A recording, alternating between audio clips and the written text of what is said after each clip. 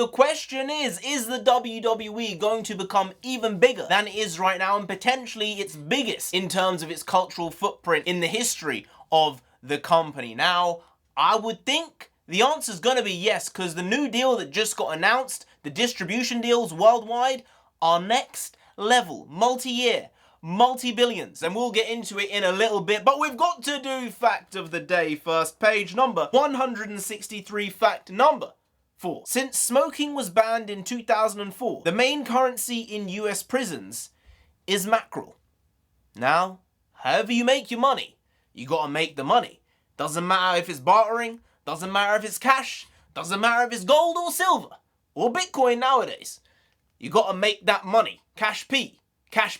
Money, money, money, money. Hey, NarendraTheComic here. Right now, we're quickly going to be talking about this huge new WWE streaming deal that just got announced. Monday Night Raw might no longer be on Mondays. It definitely won't be on US television because Netflix just signed a major deal to be putting Monday Night Raw on Netflix. This is unbelievable stuff. $5 billion is supposedly the amount of money that WWE are being paid. I don't know how many years it's going to cover, but essentially it's from next year, and from there, I would think Netflix is going to take SmackDown, NXT, and this is all written into the deal for Monday Night Raw, and it will be applied to their other deals in the future as well, because it just makes sense for it all to be in one place. And if it's Netflix, they're going into live video production. They're going into this new world, which is sports distribution, which could be a very, very valuable way of growing the company and potentially saving it, because a lot of people saying, oh, Netflix great, Netflix great. Netflix is good for international content. You find some good Spanish stuff, some good Korean stuff, some good Japanese stuff, but live sports is always one of the biggest sellers across all demographics in the world. So you put WWE on there, eventually you might get some basketball, you might get some football rights as well, and you're just diversifying your customer base. That's some good stuff. Clever. Eventually they had to do it because they couldn't keep on beating the same dead horse as 250 million subscribers. I think this is an incredible opportunity to really expand the overall audience for WWE. I do believe that wrestling could become even more mainstream than it's been for 20 plus years. The Attitude Era had this incredible cultural zeitgeist to it. There was something that was just spinning all week round whenever The Rock, Stone Cold Steve Austin, Bret the Hitman Hart, Shawn Michaels, all these iconic people, The Undertaker, Kane, they are legends. And I don't think WWE has produced those same caliber stars for 15 or 20 years now. You look at a Randy Orton, top tier. John Cena, top tier.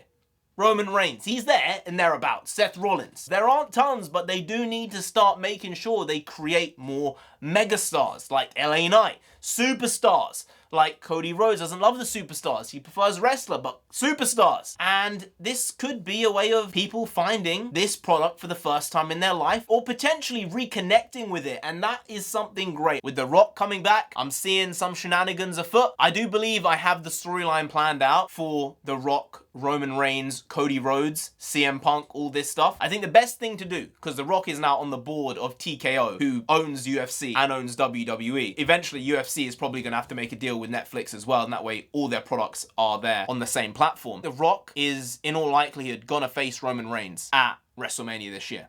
They've got 4 months to build it up. It's enough time. The head of the table, head of the family storyline is there. It does diminish Cody Rhodes' overall story. He's kind of taken a backseat over the last 6 months to 8 months, but I do believe he has to get the big one. He has to get the WWE Championship at some point. The way I see it happening is Cody doesn't end up facing Roman at WrestleMania. It's not a triple threat with The Rock, Cody Rhodes, and Roman Reigns. It's The Rock versus Roman Reigns.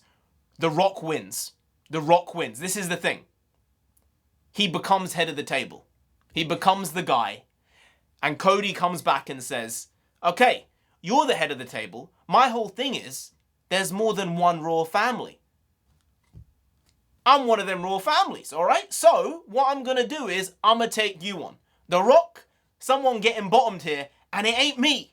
It's you. That's what I see the most likely outcome is. And then Cody Rhodes potentially at SummerSlam beating The Rock for the WWE title. And after that, building up to WrestleMania next year, Roman Reigns versus Cody Rhodes, because Cody never beat Roman. Whether that means Roman's going to win the Royal Rumble, I don't know.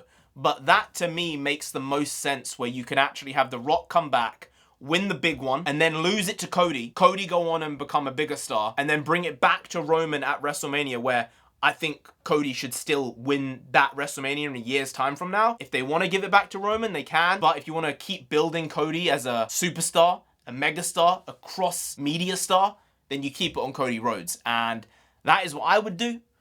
I don't get paid to do this. It just flicked on my head last night, and I said, this seems like a good idea. I better talk about it. So I talked about it on stream yesterday with some of the lads on the live stream, and they said, hey, you know what? You're good at this writing stuff and creating stuff. I said, yeah, well, I do this stuff. I want to do this stuff for a living. So WWE, just like get me involved, right?